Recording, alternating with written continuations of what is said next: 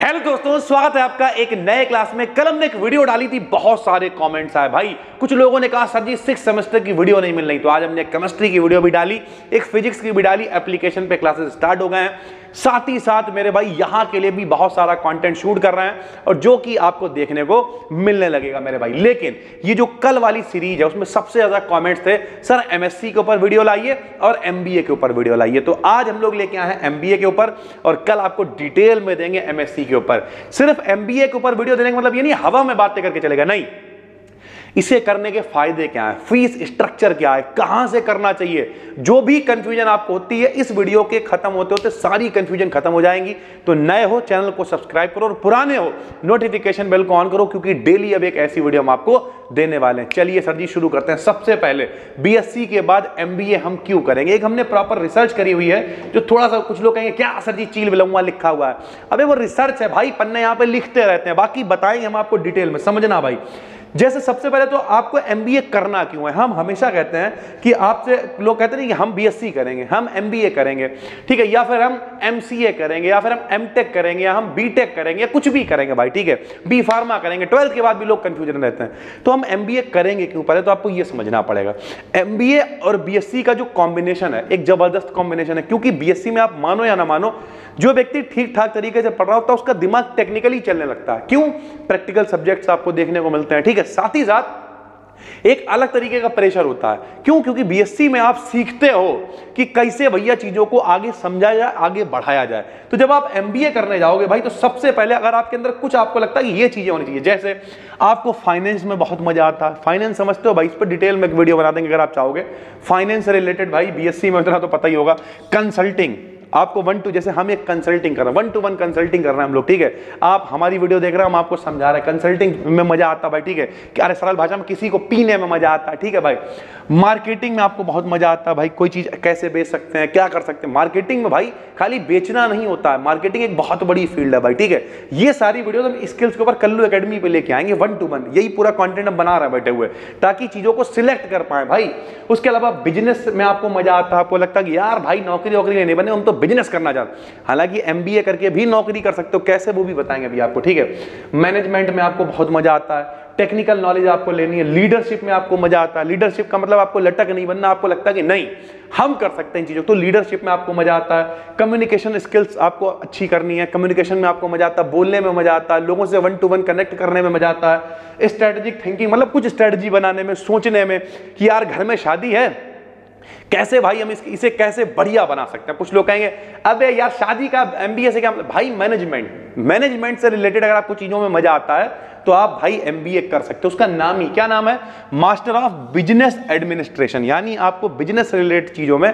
और बिजनेस किसका चलता है बताओ, बिजनेस उसका चलता है जिसके पास कॉन्फिडेंस होता है। कॉन्फिडेंस का मतलब अब भैया तुम बेच नहीं पा रहे हो, देखा होगा गंजे को कंगा बेच के चलेगा, गंजे को कंगा कब बिकेगा, जब कम्युनिकेशन स्किल अच्छी होगी, मैनेजमेंट अच्छे से कर पाओगे, सारी चीजें अगर परफेक्ट हैं तो चीजें बिक जाती है भाई, यही तो तरीका होता है ना। तो अगर आपको इन सब चीजों में मजा आता है भाई, आपको इन चीजों में इंटरेस्ट आ रहा है, अब एक चीज यहां पे हम बताएंगे, पहले रोक के सुनो, पहले रुक जाओ यहां पे सुनो मेरे भाई।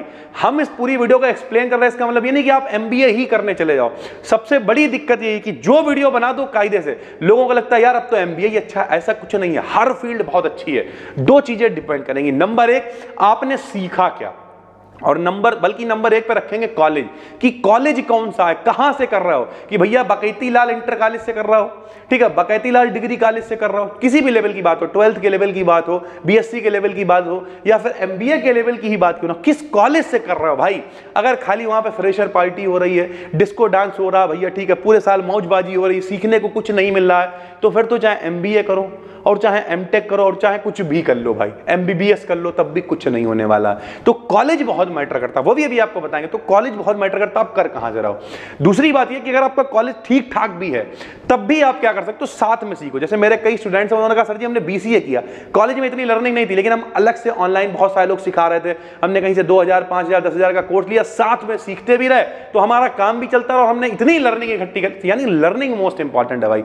लर्निंग ही अगर नहीं है तो फिर काम नहीं चलेगा। तो ये आपको ये समझना पड़ेगा कि जरूरी नहीं आप एमबीए ही करने लगे, लेकिन अगर आपको इन सब चीजों में मजा आता है तो एक प्रॉपर स्ट्रेटजी बनानी पड़ेगी। वो जमाने लद गए भाई कि 12th के बाद बीएससी ही कर लेनी है, फिर एमएससी ही कर लेनी, फिर बैठे रहना है, फिर बेरोजगार हो जाना, फिर पिता के संग में दुकान पे चले जाना, वो नहीं करना भाई।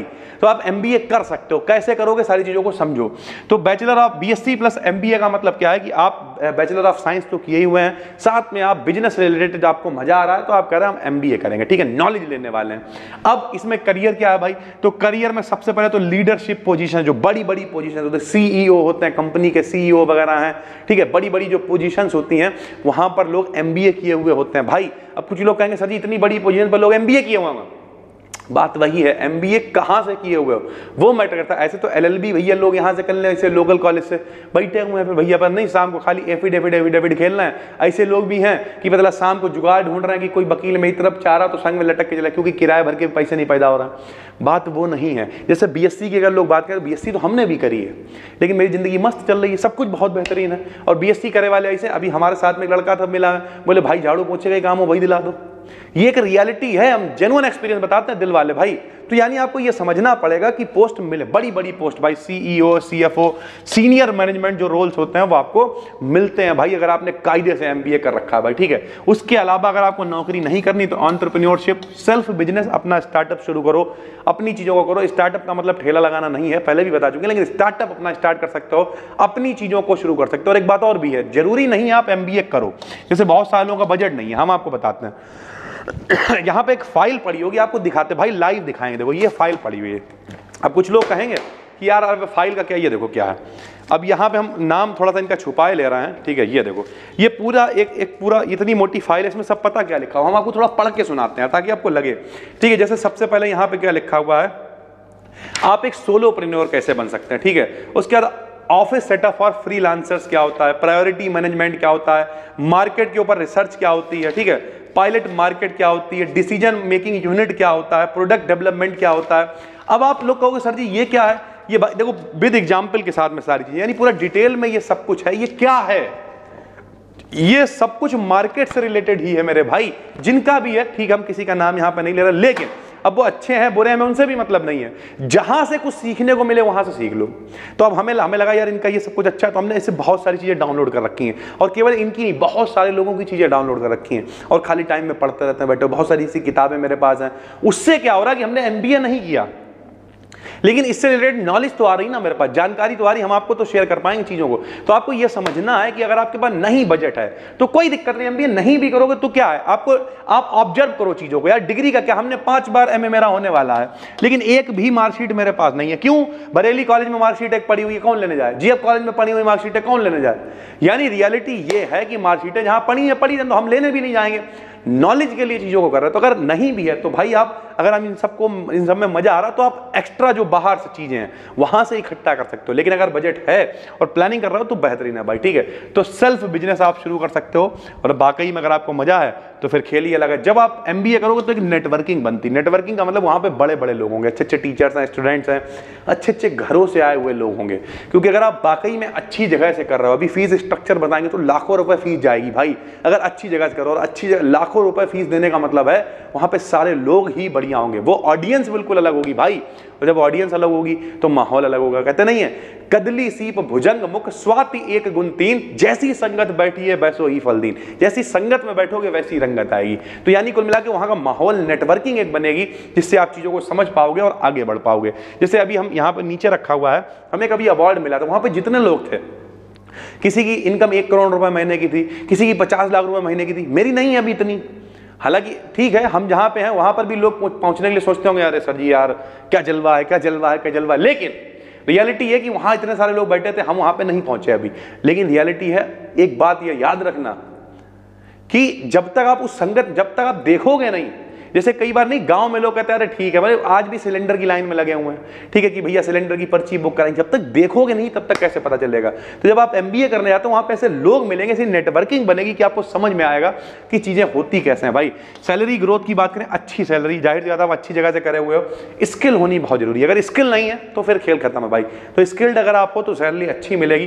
प्रॉब्लम सॉल्विंग स्किल आपके अंदर आएगी, जो रियल वर्ल्ड में बिजनेस रिलेटेड चैलेंजेस होते हैं वो आपको सीखने को मिलेंगे। 1 to 1 सारी चीजें आप सीखोगे, समझोगे और एमबीए का फायदा उठाओगे। एडमिशन की बात करें तो अलग अलग इंस्टीट्यूट्स हैं, कई लोग डायरेक्ट परसेंटेज के हिसाब से एडमिशन कर लेते हैं भाई, ठीक है। कि भाई तुम्हारी कितनी परसेंटेज है, उस हिसाब से एडमिशन हो जाएगा। कुछ एंट्रेंस एग्जाम भी होते हैं, जैसे कैट है, ये सारे एंट्रेंस एग्जाम वगैरह होते हैं, तो आप देख लेना, सारे एंट्रेंस एग्जाम आप दे सकते हो। और हम हमेशा कहते हैं एंट्रेंस एग्जाम की तैयारी के लिए जान देनी पड़ेगी। जितनी आपने 12th में मेहनत करी उससे ज़्यादा मेहनत करनी पड़ेगी। मेहनत करोगे अच्छे से, एंट्रेंस एग्जाम अगर आप निकाल के कायदे के कॉलेज से करते हो भाई, नहीं IIM वगैरह से अगर आप करते हो ना, रह गई फीस की बात, तो फीस वही लगभग 20 लाख प्लस फीस होती है। जो नॉर्मल कॉलेज होते हैं उनकी फीस बहुत कम है, ठीक, बहुत कम का मतलब हम कुछ एक डॉट नहीं देना चाहते कि इतनी है, लेकिन बहुत कम है। उसके लिए आप क्या करो, किसी जो जहाँ भी कॉलेज जो करा रहे हैं वहाँ पे चले जाओ, विजिट कर लो।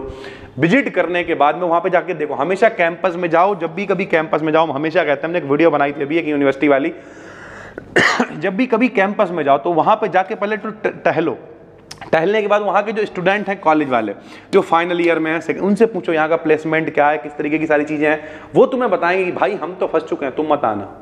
लेकिन अगर वहाँ का माहौल अच्छा होगा, टीचर्स फैकल्टी अच्छे होंगे, फैकल्टी कैसे हैं, इंफ्रास्ट्रक्चर कैसा है, प्लेसमेंट कैसा है, यही सारी चीज़ें तो होती हैं। फैकल्टी बढ़िया है, इंफ्रास्ट्रक्चर बना हुआ अच्छा है, और भैया टीचर बढ़िया है, प्लेसमेंट आपको मिल रहा है, कंपनीज विजिट कर रही हैं, जुड़ रही हैं, इसका मतलब खेल फिर बढ़िया हो गया।